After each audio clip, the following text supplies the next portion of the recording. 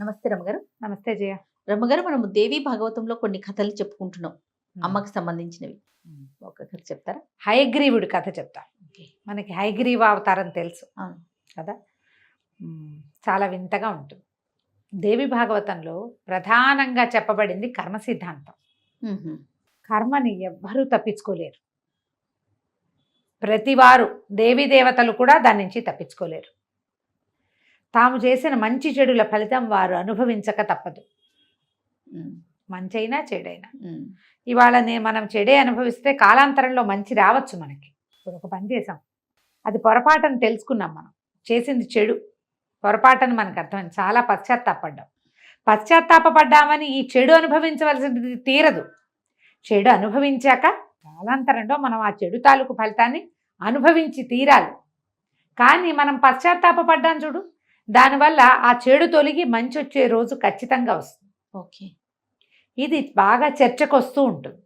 అయితే ఏమైందట, ఒకసారి దేవాసుర సంగ్రామం జరిగింది. చాలా ఘోరమైన యుద్ధం అట. కొన్ని వేల సంవత్సరాలు యుద్ధం చేశారు. దేవతల తరపున విష్ణుమూర్తి యుద్ధంలో ఉన్నారు. ఆయన అసురులను సంహరించి అలసిపోయాడట. 5000 సంవత్సరాలు యుద్ధం చేశాడు. బా, అలసిపోయి ఏం చేశాడట, నిద్ర వచ్చింది ఆయనకి. తల వాల్చి నిద్రపోయాడు. ఆ తల దేని మీద వాల్చాడు? ధనుస్సు మీద. ధనుస్సు ఇట్లా ఉంటుంది కదా, ఆ ధనుస్సు మీద అంచు కోడు మీద. మనం మామూలుగా ఇట్లా చిన్న ఆసరా దొరికితే తల ఆనిపోతుంది కదా, తల ఆనిపోయింది. ఆనిపోతే ఆ ధనుస్సు ఎట్లా ఉంది? సజ్జం చేయబడిన ధనుస్సు, అంటే రెడీగా ఉంది. ఓహో. అప్పటిదాకా దాంతో వేస్తున్నాడు. దాని అంచు మీద తల వాల్చి కళ్ళు మూసుకున్నాడు. వాళ్ళకి అర్థం కాల, ఏం చెయ్యాలో తెలియలే. బ్రహ్మదేవుడి దగ్గరికి వెళ్ళి, అయ్యా విష్ణుమూర్తి పడుకున్నాడు, ఆయనకి నిద్ర వచ్చేసింది, అలసిపోయాడు, ఈయన లేపాలి. ఎట్లా లేపాలి? ఎవరికి ధైర్యం జాల. అప్పుడు బ్రహ్మదేవుడు ఒక క్రిమిని సృష్టించాడట. క్రిమిని సృష్టించి వెళ్ళి విష్ణువుకి నిద్రాభంగం చేయమన్నాడు. ఆ క్రిమంది, అయ్యా నిద్రలో ఉన్నవాడిని, అన్నం తినేవాడిని, మైథునంలో ఉన్నవాడిని డిస్టర్బ్ చేయకూడదు. మహాపాపం. అన్నం తినేటప్పుడు మధ్యలో లేవనివ్వకూడదు. లేచొచ్చి పనిచేయమని అనకూడదు. చాలా పాపం అది. తింటూ మధ్యలో లేవకూడదు. ఇప్పుడు నేను ఎట్లా చెయ్యను అంటే, ఈ పాపం నీకు అంటదు. తర్వాత ఇంకా నీకు ఇస్తా, నీకు పుణ్యం వచ్చేందుకు అని యజ్ఞాల్లో యజ్ఞశేషం ఆహుతి అయిపోతుంది. మనం ఏం చేస్తాము, యజ్ఞం చేసేటప్పుడు మన ప్రతి వాళ్ళు చేసేదే నెయ్యి వేస్తారు, ఆ యజ్ఞంలో ఫలానా మహా నివేదన సమర్పిస్తారు, వాళ్ళని చేస్తారు కదా. అందులో అంతా హుతం అయిపోతుంది. హుతము కాని భాగాలు కొన్ని ఉంటాయి, హవనము కానివి నీ పాలపడతాయి, నీకొస్తాయి, నీకు ఆ పుణ్యం లభిస్తుంది, వెళ్ళమన్నాడు. ఈ క్రిమి ఏం చేసింది, మెల్లిగా వెళ్ళి ఈ ధనుస్సు మీద తల ఆనించుకున్నాడు కదా, ఆ ధనుస్సు తాలూకు అల్లెత్రాటిని కొరికింది. తాడు తెగిందనుకో, ధనుస్సు ఇట్లా లాగబడి ఉంది కదా, ధనుస్సు ఎట్లా ఉంటుంది, బద్దలా ఉంటుంది. బద్దని ఈ తాడుని గట్టిగా లాగి దాన్ని ఇట్లా బో ఆకారంలో కడతారు, ధనుస్సులాగా కడతారు, ఇట్లా బిగిస్తారు. రెడీగా ఇలా ఉండదు, అది ఒక గట్టిగా టైట్గా ఉండటం కోసం కడతారు. ఇప్పుడు ఇది కట్టేస్తే, ఇది కోస్తే ఏమవుతుంది, ధనుస్సు సాఫీగా అవుతుంది, ఇట్లా అంటుంది. మేలుకు వస్తుంది అనుకుంది. ఈ అల్లెత్రాటిని కొరికేసరికి ఈ ధనుస్సు ఫాట్మని కొట్టడం ఏంటి, విష్ణువు తల ఎగిరి ఎక్కడో పడిపోయింది. బొంతరాళ్ళు దద్దరిల్లిపోయినాయి. మరి క్రిమి కంగారు పడిపోయింది. సృష్టి ఈ స్థితికారకుడు ఏం చెయ్యాలి? దేవతలందరూ విపరీతంగా దుఃఖించారు. బ్రహ్మదేవుడికి ఏం చేయాలో తెలియలే. తల ఎగిరిపోతే ఆయన ఇట్లా కూర్చుని ఉన్నాడు, శిరస్సు లేదు. సముద్రంలో పడిపోయింది,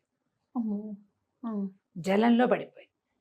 దేవతలందరూ పరమేశ్వరుని ప్రార్థించారు, అమ్మ రా మమ్మల్ని ఏదైనా చెయ్యి, మమ్మల్ని బతికించేవాడే విష్ణువు, మేము చేసిన పని ఇట్లా అయిపోయింది, పైగా మనం అడ్వర్స్గా అయిపోయింది కదా.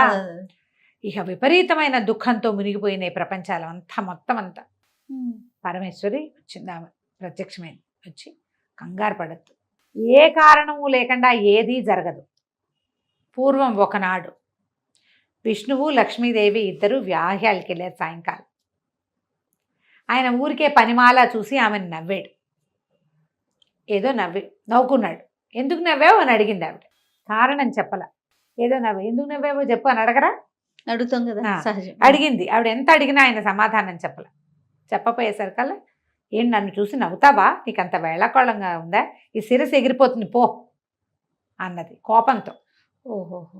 లక్ష్మీదేవి శాపం ఇవాళ ఇలా ఫలించింది, దానికి కారణం మీరయ్యారు. ఎగిరినాడు చూద్దామనుకున్నాడు విష్ణువు, అందుకని ఇది ఎగిరిపోయింది. అయినా కూడా మీరు భయపడద్దు. పూర్వం హయగ్రీవుడు అనే ఒక రాక్షసుడు ఉన్నాడు. వాడు దేవీ వరప్రసాది. ఎంతో కాలం, చాలా కొన్ని వేల సంవత్సరాలు పరమేశ్వరి కోసం తపస్సు చేశాడట. తపస్సు చేస్తే వాడు నాలాంటి వాడితో, హయగ్రీవుడితోటే నాకు మరణం రావాలి, ఇంక వేరెవరి చేతిలోనూ నేను మరణించనని ఆమె నుంచి వరం పొందాడు. నా నుంచి వరం పొందిన వాడు ఒకడున్నాడు, మీరు ఒక పని చేయండి, ఒక గుర్రపు యొక్క తలని తీసుకొచ్చి ఈయనకి అతికించండి. ఈయన హయగ్రీవుడు అవుతాడు, గుర్రపు ముఖం కలిగిన వాడు. ఇతడు ఆ హయగ్రీవుడు అనే రాక్షసుని సంహరిస్తాడు. లక్ష్మీదేవి శాపం తీరిపోతుంది, హయగ్రీవుడు అనే రాక్షసుడి యొక్క వరము తీరిపోతుంది. విష్ణువు తన స్వస్థానానికి చేరాక స్వరూపం వచ్చేస్తుంది. బాగుంది. ప్రస్తుతం మన మీ సమస్య తీరుతుంది అనగానే వీళ్ళు ఏం చేశారు, మహాద్భుత శిరస్సు కలిగినటువంటి ఒక అశ్వాన్ని వధించి దాని శిరస్సును తెచ్చి దేవశిల్పులు వచ్చి, మీ మెడ అతకద్దు, తెగిన మెడని శిరస్సును అతికించడానికి దేవశిల్పులు మయుడు వాళ్ళు అంతా వచ్చి ఆ శిరస్సుని విష్ణుమూర్తికి అలంకరించారు. ఆయన లేచి వీళ్ళందరితో యుద్ధం చేసి, దేవాసుర సంగ్రామంలో ఉంది కదా, అసురులను సంహరించి హయగ్రీవుణ్ణి పిలిచి, నీలాంటి వాడినే నేను నీతో యుద్ధం చేయటానికని ద్వంద్వ యుద్ధానికి పిలిచి ఆ హయగ్రీవుణ్ణి సంహరించాడు. ఈ హయగ్రీవుడు స్వస్థానానికి చేరాక ఆయన తన మామూలు పద్ధతిలోకి వచ్చేసాడు. ఆయన శిరస్సు ఆయనకు వచ్చేసాడు. ఒక కారణం కోసం, ఒక పని కోసమే ఈ పని చేయబడింది అన్నమాట. ఈ హయగ్రీవ స్వామి సులభ సాధ్యుడు. ఈయనకి విద్యలు ఆయన అధీనంలో ఉంటాయి. బద్ధకంగా ఉండే పిల్లలు, మందబుద్ధి కలిగిన వాళ్ళు, తెలివి తక్కువ వాళ్ళు, చదువు రావటం లేదనుకునేవాళ్ళు హయగ్రీవ స్తోత్రాలు గనక చదివితే హయగ్రీవ హోమం కూడా చేస్తారు. అలాంటిది ఏదైనా చేయిస్తే చాలా ఫలితం లభిస్తుంది. విద్యలు అధీనంలో ఉంటాయి ఈయనకి. ఇది దేవి భాగవతంలో చెప్పబడిన ఇంకొక కథ. పరమేశ్వరి అనుగ్రహంతో విష్ణువుకి ఈ తల అమరిందని చెప్తారు. ఈ హయగ్రీవ స్వరూపం అమ్మవారి అనుగ్రహం వల్ల లభించింది. చాలా బాగుంది. నమస్తే.